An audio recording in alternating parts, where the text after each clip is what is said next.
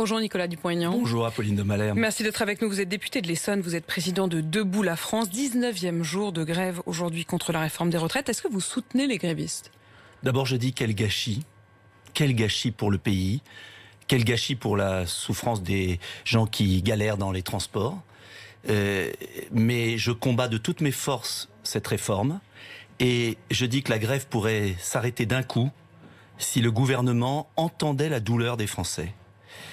Ça veut dire que c'est un gâchis imputable au gouvernement pour vous? Totalement, 150%, car les Français ont compris au fond d'eux-mêmes ce que c'était que cette réforme. Cette réforme, c'est la démolition, mais la démolition, j'emploie le terme fort, d'un système de justice sociale qui a été mis en place par le général de Gaulle à la fin de la guerre, qui visait à ce que la retraite ne soit pas un piège à pauvreté.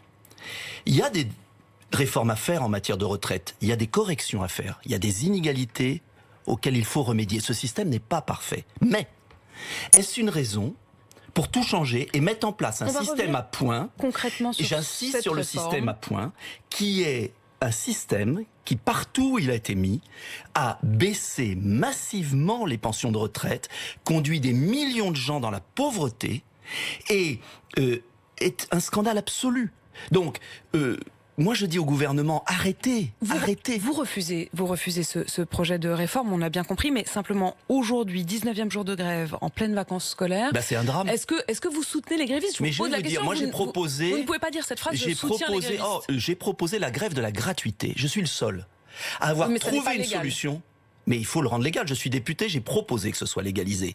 Et si le gouvernement ne voulait pas bloquer la France et de prendre en otage les Français, il aurait autorisé la grève de la gratuité, les gens monteraient dans le train, ils seraient heureux, ce serait gratuit.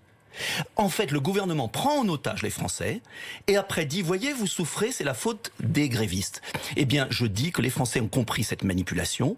Moi, je souhaite qu'une chose, mais je soutiens bien sûr, je soutiens le mouvement social, mais je souhaiterais qu'il prenne une autre forme et je souhaiterais qu'il s'arrête le plus vite possible pour libérer les Français de cette souffrance. Mais là, le responsable, parce qu'à un moment il faut poser les responsabilités, c'est le gouvernement qui prend de front le corps social français, les Français, et qui, pire que tout, plonge le pays dans le chaos, alors que notre pays a pas besoin de cette grève.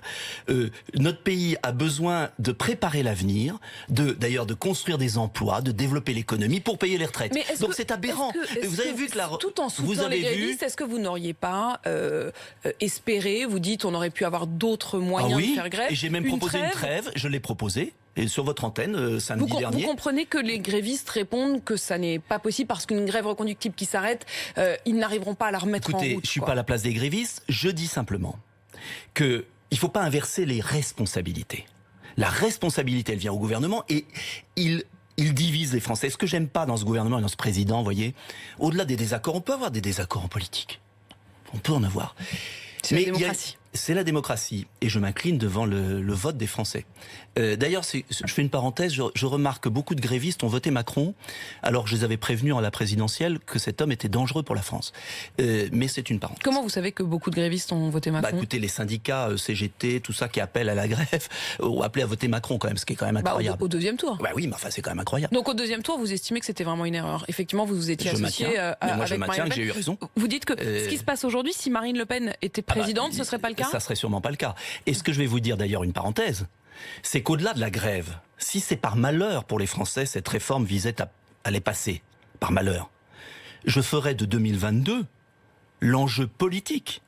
Si vous voulez annuler la réforme des retraites, ne votez pas Macron.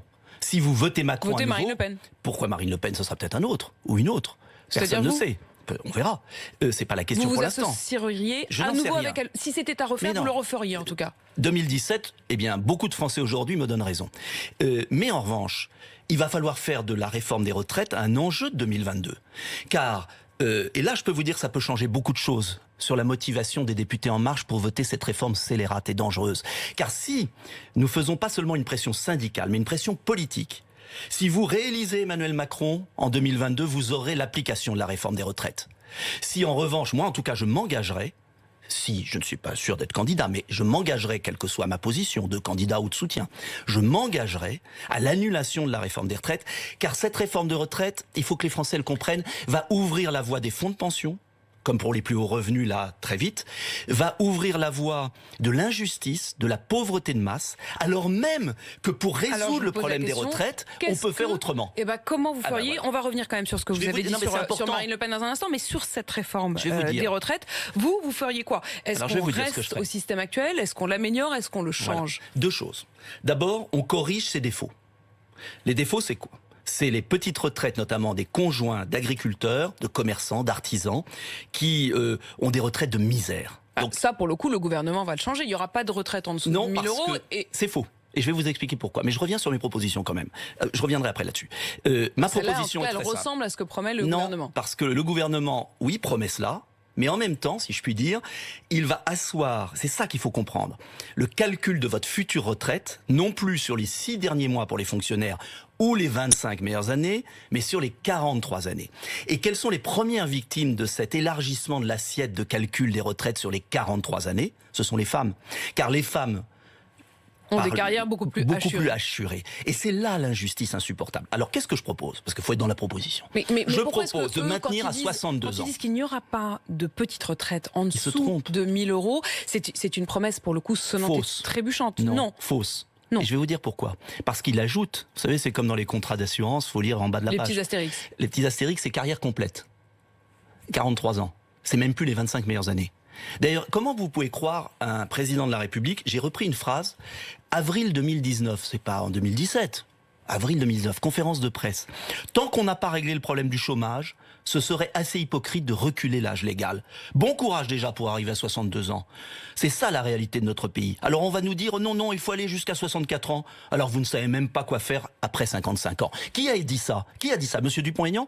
Emmanuel Macron, mais Emmanuel Macron, en conférence de presse, il ne modifierait pas l'âge de départ légal. Alors certes, techniquement, il le met à 64 ans puisque ce sera l'âge pivot, mais on sera autorisé à partir à 62 ans. Avec une retraite de misère puisqu'il y aura une décote. Non mais attendez, de qui se moque-t-on? Alors comment voulez-vous que les Français le croient? Mais moi je vais vous dire ce que je propose. Je propose qu'on corrige sur les basses retraites avec remontant la possibilité, mais par palier, premier point. Oui. Et deuxièmement, comment je finance? Parce que c'est ça le problème. Comment on finance? La lutte contre la fraude sociale aux retraites et à la sécurité sociale. C'est quoi les fraudes sociales à la retraite? Je vais vous donner un exemple. Première chose, à peu près 1 milliard donné aux retraites de personnes décédées à l'étranger. Le budget des retraites versées à des personnes qui résident à l'étranger, Capital, journal Capital. 1 milliard par an? 1 milliard par an? 1 milliard par an. Il y a 6 milliards et demi donnés aux retraites à des personnes qui vivent à l'étranger. Mais il y a beaucoup de gens qui sont morts à qui on verse encore les retraites, notamment en Algérie. Il y a eu un article de Capital, c'est pas un journal révolutionnaire, Capital, qui explique que tous les contrôles de la sécurité sociale qui ont été faits prouvent qu'il y a à peu près 15% de fraude. Ça représente 1 milliard. Il y a eu un rapport de la Chambre régionale des comptes, Cour des comptes, pardon. On peut pas continuer comme ça, c'est comme les fausses cartes vitales. On nous explique qu'il y a une crise de l'hôpital. À chaque fois, vous nous parlez de fausses cartes vitales, de complots, de choses qui ne fonctionnent pas. Mais madame, et c'est tellement plus facile de s'attaquer sur ceux qui ont travaillé durement dans leur vie et qui méritent leur retraite, plutôt que de traquer les fraudeurs. Vous savez que j'ai été à l'origine, en 2013, d'un rapport sur la fraude fiscale. À l'époque, on me disait, oui, monsieur Dupont-Aignan, vous êtes complotiste, il y a des milliards. Et je vois que monsieur Darmanin, aujourd'hui, récupère beaucoup d'argent parce que l'État a pris conscience de la fraude fiscale en France. Donc là, vous dites tant mieux. Ben, tant mieux. Mais moi, quand il y a quelque chose de fait, je ne vais pas dire c'est pas bien, parce que c'est ce gouvernement. Pourquoi on ne fait pas la même chose sur la fraude sociale? On pourrait récupérer entre 5 et 10 milliards sur la fraude à la sécurité sociale. Au-delà de la fraude, est-ce que vous avez pas un système qui lui-même puisse être tout seul vertueux, sans être uniquement dans la chasse? Écoutez, la vertu, c'est de récompenser ceux qui ont travaillé et de ne pas récompenser ceux qui n'ont pas travaillé. Vous savez, dans notre pays, si on faisait respecter la loi, il y aurait beaucoup de problèmes qui seraient réglés. Le système des retraites est équilibré à la marge. Il manque 5 à 10 milliards. C'est 5 à 10 milliards. Il sera déséquilibré précisément 100% à partir de 2025, d'après le rapport du corps. Le rapport du corps est très précis, madame. Le rapport du corps est très précis. Il dit entre 5 et 17 milliards. Si on lutte contre la fraude, on règle le problème. Et deuxièmement... On règle le problème si c'est 5 milliards, mais si c'est 17 milliards... Si c'est 17 milliards, on a la recette, on a en plus les fonds de réserve et on a la recette à partir de 2024 de la CRDS qu'on ne paiera plus puisque la dette sociale sera remboursée. Donc il est faux de dire que le système est en faillite. Et je vais vous ajouter quelque chose. Et les Français le savent bien. C'est que déjà la réforme Fillon et Touraine est déjà très dure. Car il faut 41,5 annuités pour avoir une retraite à taux plein. Et il n'y a pas beaucoup de Français qui l'ont. Donc, attention à pas charger la barque. On ne peut pas avoir un pays qui repose sur une injustice permanente. Et j'ajoute un dernier point. On peut régler beaucoup mieux le problème des retraites en créant de l'emploi, en relocalisant les activités. Car ça, dans l'absolu, tout le monde est d'accord avec vous. Après, la question, c'est qu'ils sont nombreux à avoir tenté de remettre le plein emploi. Et si c'était facile, ça serait fait depuis longtemps. Dans la conférence de presse du Premier ministre, que j'ai écoutée de A à Z, il fallait du courage. Il n'y a pas eu un mot sur la relocalisation des emplois, sur la baisse des charges pour les PME, sur cette compétitivité qui permettra de porter notre système social. Vous savez, moi, vous me connaissez, je suis pas quelqu'un qui dit on rase gratis, c'est pas mon style. Je veux qu'on lutte contre la fraude, je veux qu'on crée de l'emploi en baissant les charges des PME qui relocalisent, et je veux qu'on taxe l'évasion fiscale de grandes entreprises multinationales qui payent pas d'impôts en France. C'est ça la question. Et le problème des retraites, il est réglé. Qu'on arrête d'affoler les Français. On arrête de culpabiliser les Français d'avoir travaillé dur. Emmanuel Macron a annoncé hier qu'il allait renoncer à sa retraite, en fait sa rémunération d'ancien président. Est-ce que vous estimez que c'est courageux ? Non. Non. Et je vais vous dire pourquoi. D'abord, le général de Gaulle l'avait fait et avait renoncé même à sa retraite de général. Et il vivait de ses droits d'auteur, modestement. Je croirais Emmanuel Macron... Il a travaillé très très très longtemps. Hein. Oui, c'est vrai. Donc la retraite, elle a été assez courte. Hein. Malheureusement pour lui. Mais je vais vous dire... Ce qui serait évidemment pas le cas d'Emmanuel Macron. Non, mais Emmanuel Macron, j'aimerais qu'il s'engage devant les Français à ne pas travailler dans un fonds de pension auquel il ouvre les portes, à pas travailler dans une multinationale américaine à laquelle il a vendu les plus belles entreprises françaises, Alstom et d'autres. S'il s'engageait à ne pas... pantouflé chez Rothschild où il a gagné 2,8 millions d'euros en 3 ans, ce serait pas mal. Vous estimez que c'est ça le risque ? C'est bien sûr que c'est là le risque. Mais bien il sûr. a déjà un pied dans ses entreprises si on vous écoute. Bien sûr. Et c'est ça qui me désole pour le pays. Vous savez, si Emmanuel Macron relocalisait les emplois, s'opposait à la vente des entreprises, tiens, une des plus belles entreprises françaises, la Tecoer, personne n'en a parlé. La Tecoer de la région toulousaine, vous savez, qui 5000 emplois, qui fabrique tous les sous-traitants d'Airbus, des plus belles entreprises, là, dans l'indifférence générale, est passée sous le contrôle d'un fonds vautour américain.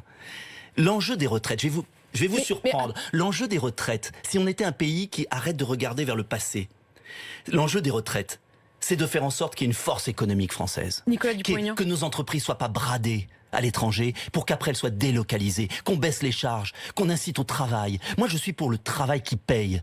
Mais cette réforme, vous savez, elle est paradoxale. Cette réforme, elle tape sur les gens qui ont travaillé. Mais vous croyez que vous allez motiver les jeunes en leur disant vous n'allez pas avoir de retraite ? Une retraite de misère, alors que vous travaillez, et en revanche, ceux qui fraudent, ceux qui se la coulent douce, ceux qui sont, eux, en revanche, il y a toujours de l'argent pour eux, qu'ils soient au sommet ou à la base. Mais est-ce que c'est le cas, vraiment, ça ? Ah bah oui. Vous savez, moi je veux par exemple que les gens qui aient le RSA, qui souffrent d'ailleurs, parce que vous savez, beaucoup de gens qui ont le RSA aimeraient travailler, puissent avoir une journée d'insertion où ils travaillent dans une collectivité locale, un hôpital, pour leur redonner une chance d'insertion. Donc, il ne s'agit pas de punir les gens qui ont des difficultés. Il s'agit de les aider, d'inciter au travail. Si on vous entend. Mais il faut qu'au sommet, les plus riches, comme les plus modestes, soient incités au travail et qu'on aide ceux qui ont bossé, qui bossent durement dans notre pays. Nicolas Dupont-Aignan, vous ne m'avez pas vraiment répondu sur cette retraite à laquelle a renoncé Emmanuel Macron. Vous dites s'il s'engageait à d'autres choses. Mais est-ce que va gagner 2 fois plus, est-ce que vous, président, vous renonceriez ? Est-ce que c'est une bonne chose qu'il y ait renoncé ? Est-ce que c'est une bonne chose qu'il le supprime, y compris pour les suivants ? Mais pourquoi pas ? Moi, j'ai toujours demandé la fin des privilèges. Mais j'ai demandé la fin des privilèges. Bon, mais pour autant, donc c'est pas mal qu'il le fasse. Oui, mais je préfère entre nous un président qui a sa retraite. Il ne faut pas qu'il ait une retraite supplémentaire. Il a une retraite des 5 ans qu'il a exercé. C'est ce qui va être dans les cas. C'est-à-dire qu'il renonce à la rémunération d'ancien président. Je l'ai demandé 20 fois. Il cotisera comme tout un chacun. Je lui ai demandé 20 fois. Vous savez, on peut réformer le pays si, comme le général de Gaulle, on s'astreint soi-même à renoncer aux privilèges. Mais vous revendiquez tous du général de Gaulle, lui comme vous. Eh bien, très bien. Bon, au moins, il y a un point d'accord. Nicolas Dupont-Aignan, les députés La République En Marche, à la suite de cette annonce d'Emmanuel Macron, ont dit qu'ils étaient prêts à accepter d'intégrer le régime universel et à renoncer aussi à ce régime spécial des députés. Excusez-moi, heureusement. Vous-même qui êtes... Mais heureusement. Mais attendez, ils vont faire souffrir des millions de Français, donc ils peuvent souffrir aussi. Mais moi, je vais vous dire, j'ai pas envie que les Français souffrent. Et je suis convaincu qu'on peut... Vous êtes sauver les retraites des Français sans casser le système de la répartition et ouvrir aux fonds de pension. Car derrière cela, il y a l'affaire des fonds de pension. Monsieur Marlex, c'est pas un député de Debout la France, c'est un député républicain, a mis sur la table à l'Assemblée, j'étais en séance, le scandale de BlackRock, qui est une entreprise américaine qui a été reçu à l'Élysée, et qui va bénéficier de la fin des cotisations sur les plus hauts salaires au-dessus d'un plafond. 3 milliards de cotisations qui vont être perdues pour le système des retraites français. Et qui va peut-être encourager les plus hauts revenus à aller vers la cotisation. Avec les fonds de pension, eh bien c'est 3 milliards de perdus. Alors, on nous dit qu'il y a un déficit et on va enlever 3 milliards de cotisations et on va continuer à payer pour les plus hauts revenus qui ont déjà cotisé, c'est normal. Donc, c'est n'importe quoi cette réforme. Le gouvernement, d'ailleurs, si cette réforme, Apolline de Malherbe, quand même, il y a un truc je pensais en venant. Si cette réforme était si géniale, pourquoi il ne l'applique pas à tout le monde ? Pourquoi il s'arrête à 1975 ? Parce que vous l'avez vu quand même, le pays est très bloqué. Il y a un moment où il faut peut-être faire un petit chemin. Si cette réforme était si géniale, que le gouvernement s'engage, comme l'a dit le Premier ministre, à mettre dans la loi que personne ne sera perdant, qu'il n'y aura aucune baisse des retraites. Et je vais vous dire autre chose. C'est très théorique ça quand même. Ah ben non, c'est pas théorique du tout pour les Français qui vont toucher 500 € de moins ou 1000 € par an. Et je vais vous donner un exemple. J'ai retrouvé dans les papiers européens la grande orientation de politique européenne. Vous savez, ce sont des recommandations une sorte de planification européenne par la Commission de Bruxelles. Et j'invite les Français qui auront le temps à regarder sur Internet le 5 juin 2019. 5 juin 2019, il est purement écrit, la France doit revoir son système de retraite pour faire des économies supplémentaires. Donc ça veut bien dire que ça sera perdant. Que répondre Ils obéissent. Cela dit, vous pourrez aussi retrouver sur Internet le programme d'Emmanuel Macron qui était candidat. Là, pour le coup, c'était avant que la Commission ne fasse ses recommandations. C'était dans son programme. Mais pas sous cette forme-là. Pas l'équilibre, mais la réforme universelle. Non, mais même par point. Mais la réforme universelle par points, qu'on s'entende bien, elle est dangereuse parce que une fois que vous avez le système par points... Je ne dis pas qu'elle est dangereuse ou pas. Je réponds simplement à votre point sur l'Europe. Ça n'était pas en réponse à l'Europe puisque c'était une décision alors qu'il était candidat. Il faisait croire qu'elle ne ferait aucun perdant. Nicolas Dupont-Aignan, je voudrais qu'on puisse parler également du voyage d'Emmanuel Macron en Côte d'Ivoire. La fin du franc CFA, c'est une page qui se tourne. Est-ce que c'est bien ainsi ? Moi, ça ne me déplaît pas, à une condition, c'est qu'on aille au bout. Or, j'ai remarqué que la France garantit toujours la monnaie, la nouvelle monnaie. Alors, c'est quand même extravagant. On nous dit, c'est la fin, on enlève les représentants français, et ça, pourquoi pas ? Et je comprends que les Africains aient envie de gérer leur monnaie seule. Moi, j'aimerais qu'on gère notre monnaie seule. Donc, je les comprends fort bien. Mais alors, pourquoi la Banque de France reste garante de la monnaie ? Donc, vous voulez dire, allons jusqu'au bout ? Allons au bout. Et puis, parce que... Mais je comprends cette volonté, ça ne me gêne pas du tout. En revanche, j'ai été un peu surpris des paroles du président. Il a dit, le colonialisme a été une erreur profonde, une faute de la République. Alors moi, je vais vous dire, gaulliste, je suis pour le droit des peuples à disposer d'eux-mêmes. Mais là, depuis 60 ans, les États africains sont indépendants. Et j'aurais aimé que le président de la République... Donc ça veut dire que vous êtes quand même d'accord sur le fond ? Ça a été une erreur ? Ça a été une faute ? Il y a eu un phénomène historique qui a produit beaucoup de drames, beaucoup de douleurs, qui a aussi apporté des bienfaits. Le bilan n'est pas tout noir, tout blanc. Certains veulent qu'il soit tout noir, d'autres veulent qu'il soit tout blanc. Moi, je crois qu'on est heureux quand on est libre. Et donc je comprends que les États africains aient voulu retrouver leur liberté. Ça a été une erreur ? Ça a été une faute de l'État français ? C'est l'histoire de France, c'est l'histoire de ces peuples. Donc vous ne voulez pas la qualifier ? Je ne veux pas la qualifier parce que j'en ai assez de la repentance permanente. Ça fait 60 ans. Et j'aimerais plutôt qu'on s'occupe de décoloniser la France. Ça veut dire quoi, décoloniser la France ? Monsieur Macron, il laisse la France coloniser. Colonisée par qui ? Colonisée économiquement, les entreprises américaines et chinoises. Colonisée en permanence. C'est-à-dire que nous ne sommes plus maîtres de notre politique par Bruxelles, politiquement, par l'Allemagne qui décide à notre place. Alors je trouve extraordinaire qu'un président de la République française aille rappeler les événements d'il y a 60 ans, alors que les États africains sont libres, qu'ils sont colonisés en ce moment par la Chine, qui colonise le monde. Donc pour vous, la France est un pays qui n'est pas libre aujourd'hui ? Ah non, il n'est pas libre. Et on le paye très cher. Et cette réforme des retraites est une des marqueurs de cette absence de liberté. Moi, je suis gaulliste, je crois à la France libre. Libre. Je veux qu'elle soit libre. Encore une fois, vous êtes gaulliste, ils le sont tous. Merci en tout cas, Nicolas Dupont-Aignan. C'est pas toujours les mêmes enseignements. Merci Nicolas Dupont-Aignan d'avoir été avec nous ce matin. Merci, vous êtes député de l'Essonne, président de Debout la France. Il est 8h53 sur RMC et BFM TV.